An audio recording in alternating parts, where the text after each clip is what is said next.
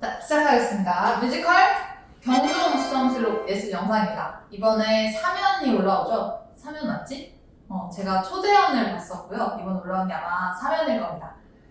그 역사적인 사실이 여기도 많이 언급되는데 우리가 많이 공부하지 않는 왕이라고 해야 되나? 유명하지 않은 왕이잖아요. 그래서 경종을 둘러싼 경종의 생애나 그 앞뒤에 있는 왕들의 이야기를 간단하게 알고 가면 재미있을 것 같아서 영상으로 한번 설명을 해보도록 하겠습니다.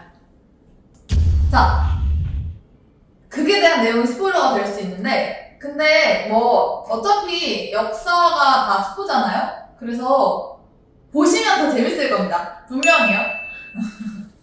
그리고 시작하기 전에 저번에 빵야 영상 때도 제가 말씀드렸지만 저는 역사에 관한 그 어떤 전공 지식 가지고 있지 않아서 틀렸거나 잘못된 진술이 있을 수도 있는데 그런 설명이 있으면 댓글 달아주시거나 보충해주시면 감사하겠습니다.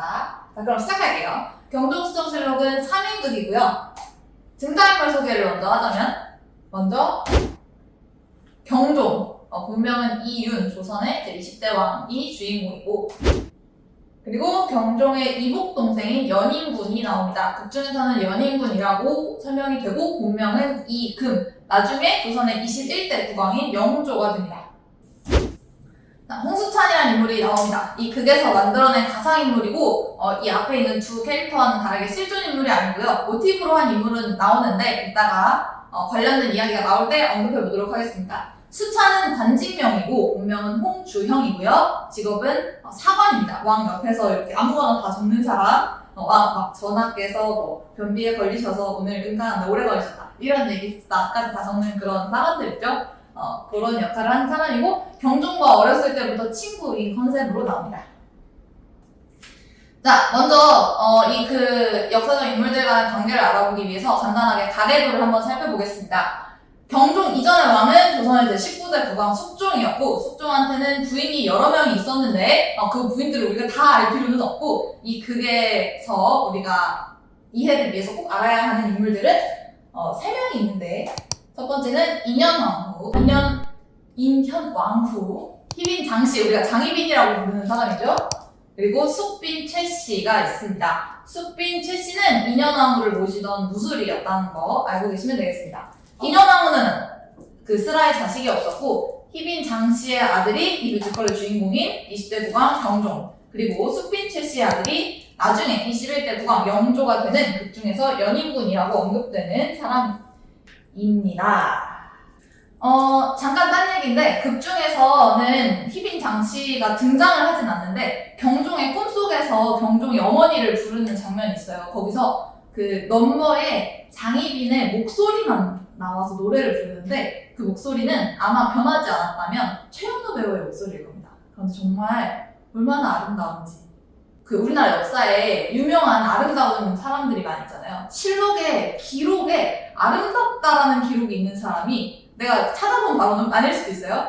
2명이 있는데, 딱 2명인데 한 명은 양녕대군이 사랑했던 기생어리, 그리고 다른 한 명이 장희빈이래요. 하여튼 그렇고요. 굉장히 목소리가 아름답게 나옵니다. 최현우 배우랑 거 알고 보시면 더 재밌을 것 같고요. 그러니까 경종이랑 연인군은 둘이 이복 형제인 셈이죠. 형님이라고 부르는 그런 사이입니다. 여러분들 그 보면 하실 법한 질문을 준비했습니다. 아바마마가 왜 그렇게 무서운가요? 아바마마가 겁나게 무섭게 나오거든요. 그리고 심지어 자식들 간에 이런 대화를 합니다. 경종이 연인군한테 아바마마를 쏙 빼닮았구나 라고 말하는데 이게 욕이에요. 그리고 연인군이 형한테 뭐라고 하냐면 마치 선왕이 아빠죠. 마치 선왕을 보는 듯하여 잠시 정신을 놓았나이다. 이런 이야기를 하는데 어떻게 아들들끼리 이런 대화를 하냐고요. 너 아빠 닮았다고 하는 말이 욕처럼 사용되거든요. 숙종은 도대체 어떤 왕이길래 이렇게 자식들한테 욕을 먹으면서 언급이 되는지 한번 알아보도록 하겠습니다. 극 중에서는 숙종 캐릭터가 나오지는 않아서 홍수찬 역할을 하는 배우들이 한 씬에서만 잠깐 숙종 연기를 1인 2역으로 합니다.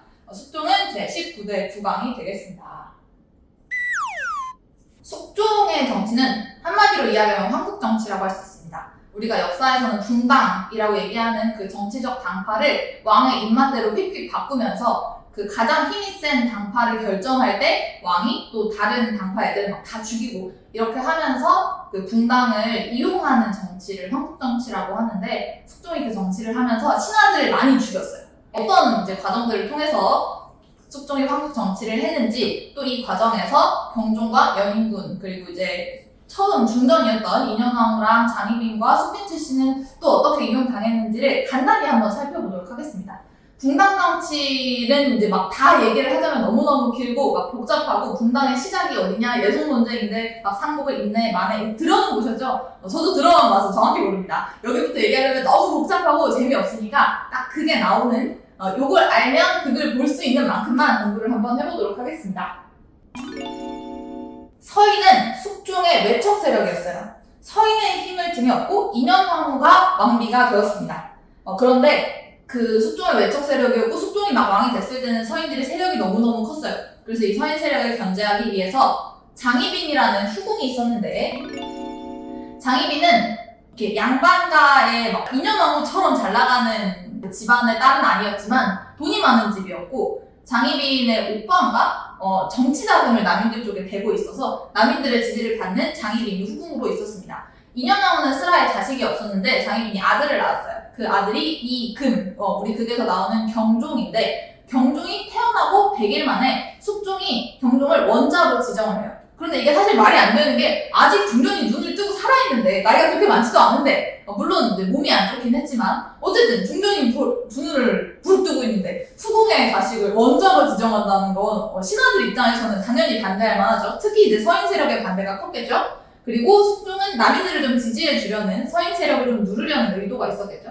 그래서 이제 장희빈의 아들이 원자가 되는 것을 반대하는 상소를 이제 또 막 신하들이 이배옵니다 전하 이렇게 하면서 잔뜩 올리는데 그때 이 경종 당시 이 금이었던 100일 된 아들이 원자가 되는 것을 반대했던 신하들을 숙종이 죽입니다. 자, 이래놓고 나중에는 또 어떻게 하냐? 인현왕후의 무술이었던 숙빈 최씨가 또 숙종 마음에 들었나 봐요. 너도 내 여자가 될래? 이렇게 해가지고 숙빈 최씨가 또 후궁으로 들어오는데 숙빈 최씨는 인현왕후 편이었잖아요. 그래서 숙종한테 무슨 얘기를 하냐면 장희빈이 인현왕후를 저주했습니다. 유명하죠? 그 장옥정의 사랑의 스타일 뭐 이런 드라마 보면 막 나오잖아요.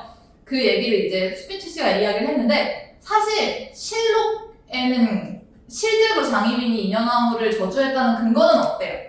우리가 지금 드라마로 보는 내용이나 장희빈에 관해서 알려진 사실들은 전부 다 이 서인 쪽 집안에서 서인의 세력에 섰던 사람들이 쓴 글에서 나온 이야기들이라고 해서 정확하게 장희빈이 인현왕후를 실제로 저주했는가? 라고 한다면 사실 그렇지 않을 수도 있다. 만약에 그렇지 않다면 이 최숙빈과 그리고 숙종이 황국 정치를 하기 위해서 장희빈을 이용한 면이 없지 않아 있을 수 있다. 요거는 저도 정확히 알 수 없기 때문에 여기까지만 언급을 드리겠습니다. 어쨌든 그렇게 이야기를 해서 장희빈이 이제 인현왕후를 저주했다고 하니까 숙종이 옳다구나 또 이렇게 하면서 장희빈의 사약을 매겨버려요. 근데 장희빈한테 사약을 매기면 그때 숙종의 사랑을 받고 있던 또 최숙빈은 아들이 있었거든요. 그게 연인군이죠. 또 거기가 또 막 세자가 되려고 이렇게 할 수도 있잖아요. 그것까지 견제를 했는지 어쨌는지 모르겠지만 장희빈이 사약을 받은 것과 동시에 숙빈 최씨랑 아들 이금, 연인군이 궁 밖으로 쫓겨납니다. 그래서 연인군은 세자가 되지 못했어요. 어쨌든 이런 상황이어서 막 숙종이 남인을 살려주려고 선을 다 죽였다가 다시 선을 살려주려고 남을 다 죽였다가 이렇게 하는 게 황국 정치였고 많은 신하들 그리고 심지어 자기 어머니를 아버지가 죽이는 모습을 그 어린 경종이 그때 14살이었나? 굉장히 어린 나이에 눈앞에서 봤기 때문에 당연히 아버지가 무서울 수밖에 없겠죠. 앞에 그런 대화를 한 게 이해는 됩니다. 남인 세력은 장희빈의 몰락과 함께 완전히 이제 역사 속으로 사라졌고 서인 세력이 두 가지 당파로 나뉩니다.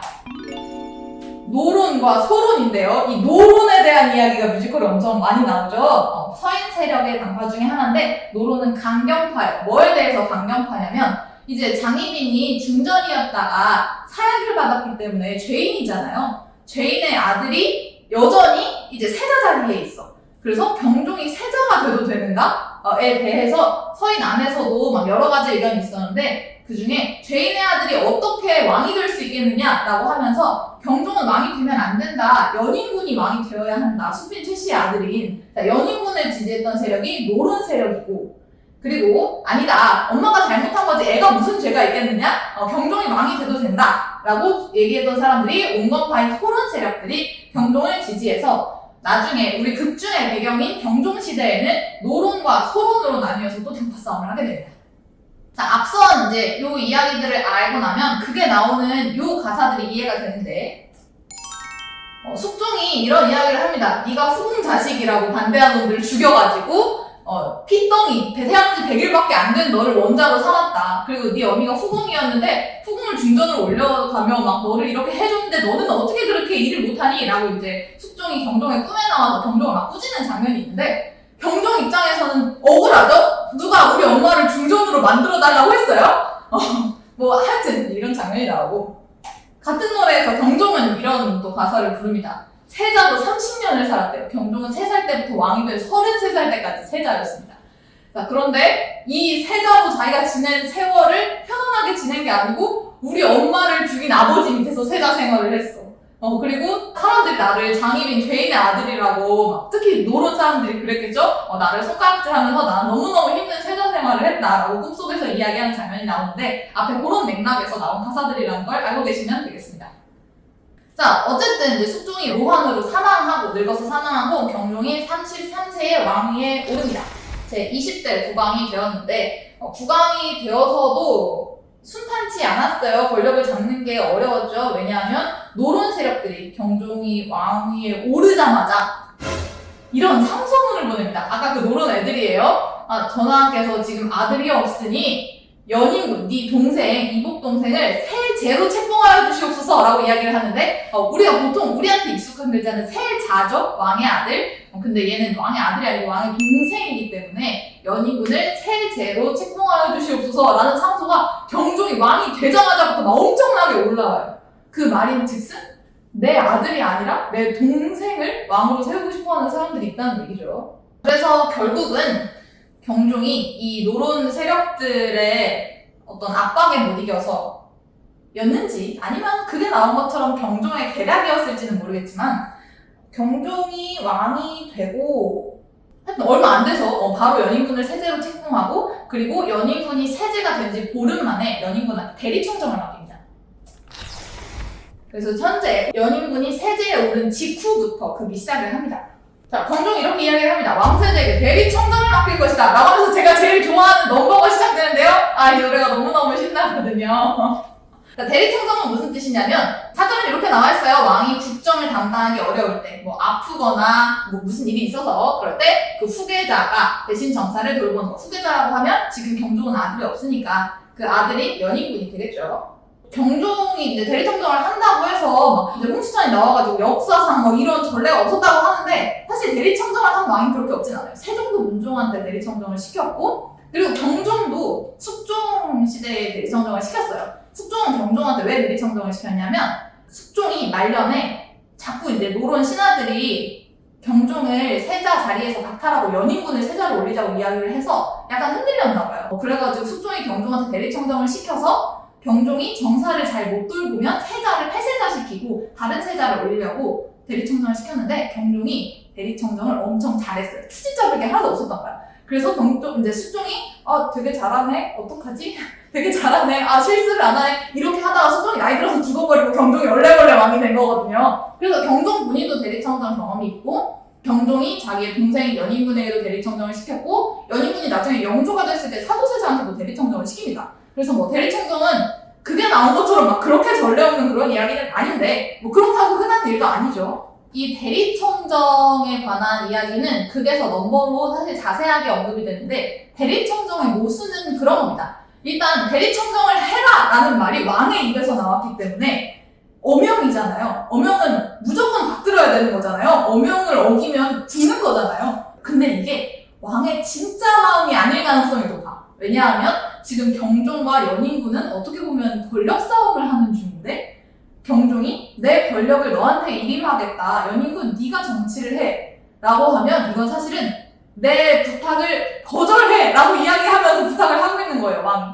그래서 이거 어명인데 들을 수도 없고 그렇다고 이걸 냉큼 받으면 내가 막 권력에 들들 막 욕심 있는 게 다 드러나잖아요. 만천하에 대놓고. 그래서 이거를 거절을 해야 되는데 거절할 수는 없고 이제 이런 상황을 연인분이 이렇게 노래를 부릅니다. 어명을 받들어도 불중, 받들지 않더라도 불중, 받들어도 불중, 않더라도 불중, 그렇게도 불중, 아니라도 불중 이렇게 하면서 세상에서 가장 해로운 벌레 뭐죠? 불중입니다. 불중성을 부릅니다.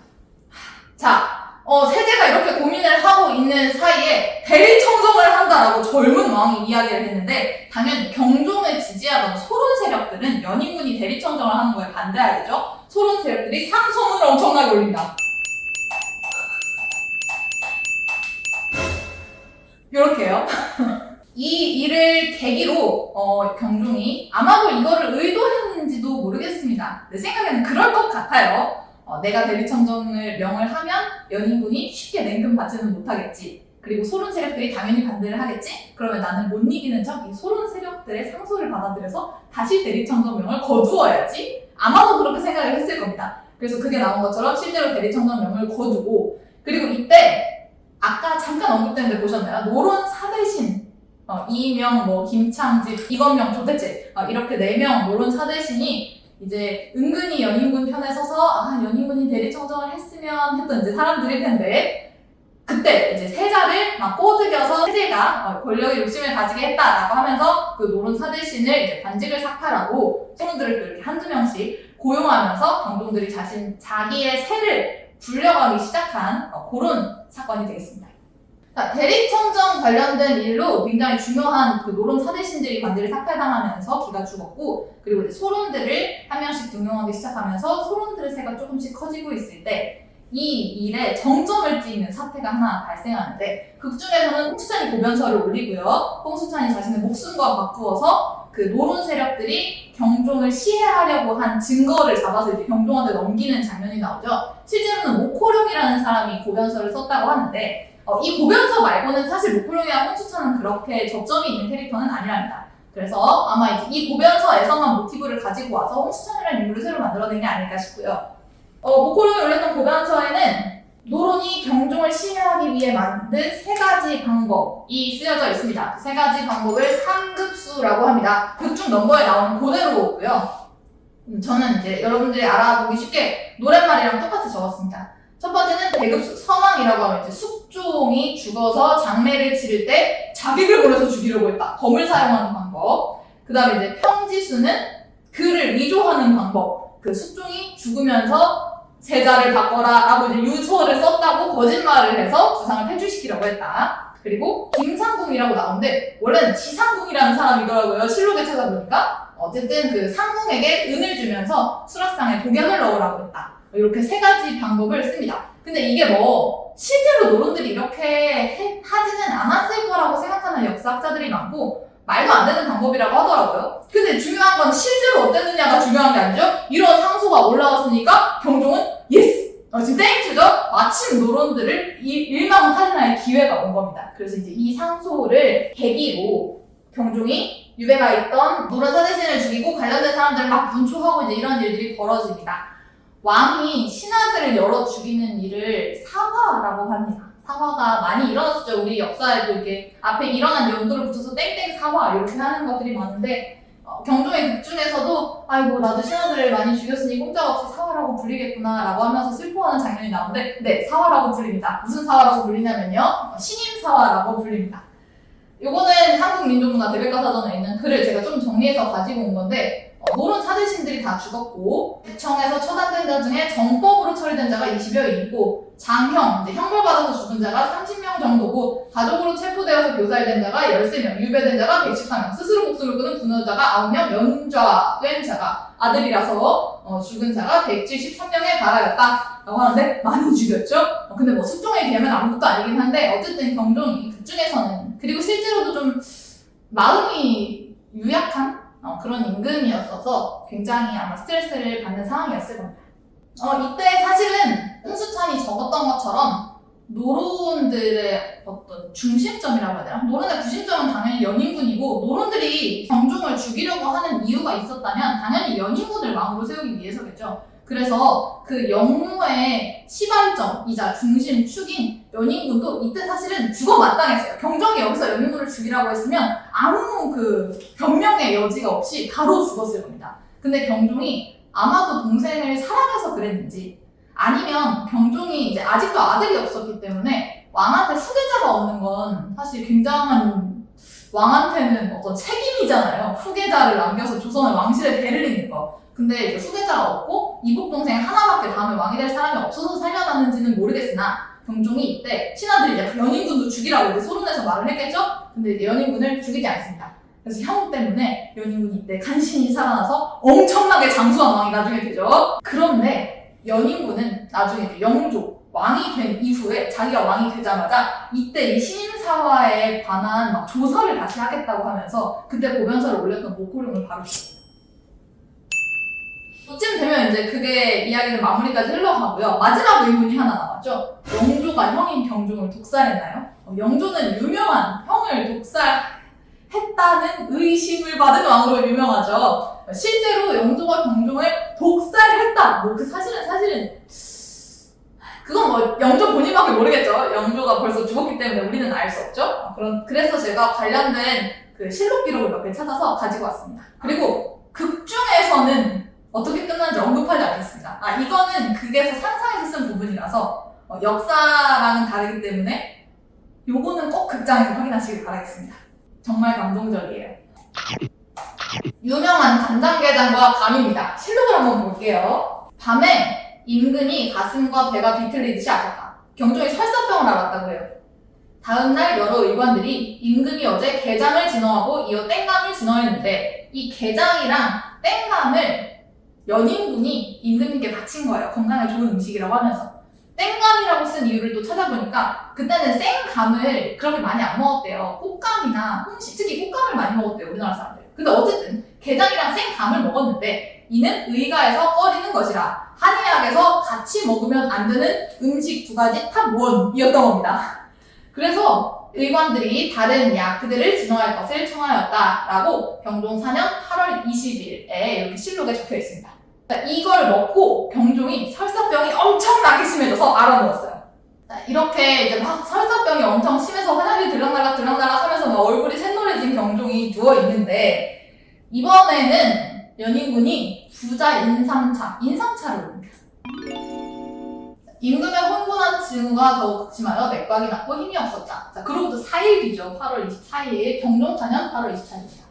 징후가 아침에 비하여 더욱 위급합니다. 이건 의관이 한 말이에요. 근데 임금이 의관들이 이제 부르는데도 대답을 안 해. 그랬더니 왕세제가 누구야? 연인군이죠. 연인군이 눈물을 흘리면서 말하기를 시급히 인삼과 부자를 써야 한다. 아니 이광자가 삼다를 올렸다. 삼다가 인삼이 들어간 차를 삼다라고 합니다. 그랬더니 임금의 시선이 조금 안정되었고 콧등이 다시 따뜻해졌다. 이렇게 부자 인삼차를 먹고 임금님이 잠시 편안한 표정을 했다가 삼다를 올렸으나 임금이 이미 마실 수가 없게 되매 의관들이 숟가락으로 떠넣었다. 그리고 바로 몇 시간 지나지 않아서 제관이 향을 받들기도 전에 임금이 속광하였다라는 기록이 있습니다. 속광은 코 속에 솜을 넣어서 이제 솜이 움직이면 살아있는 거고 솜이 가만히 있으면 숨을 안 쉬니까 죽은 거죠. 죽었다는 표현입니다. 역사에는 이렇게만 적혀 있고요. 이게 실제로 경종이 건강이 안 좋았다는 기록이 있기 때문에 병 때문에 죽은 건지 아니면 이 부자 인삼차에 독이 들어있었던 건지는 알 수 없죠. 그런데 사실 이 정황만 보면 엄청나게 의심받을 만하긴 합니다.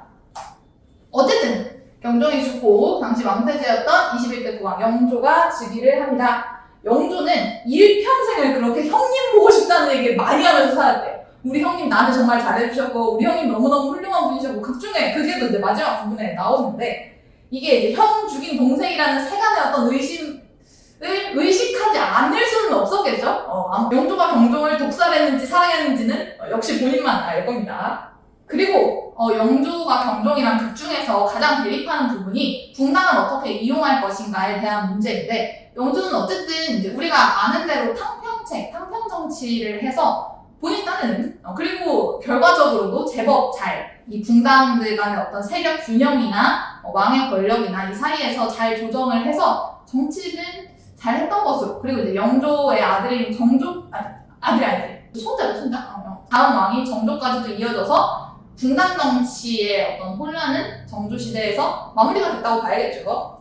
그리고 영조는 유명한 뒤주의 아들내미를 가집니다. 이렇게 하면서 영조 시대까지 이제 간단하게 영조는 이런 사람이었죠. 이 세 가지로 정리를 하면 될 것 같습니다. 이렇게 마무리가 되었습니다. 경동수정실록에 나오는 역사적인 배경들 알고 나면 공연 볼 때 도움이 되는 것들을 간단히 정리해봤고요. 공연장에서 보면 더 재밌을 겁니다. 그 라이브 밴드가 어찌나 신나는지 극장에서 보고 또 재미있으셨으면 댓글도 달아주시면 감사하겠습니다. 이상입니다. 질문 있나요? 없습니까? 자, 그럼 끝입니다. 박수!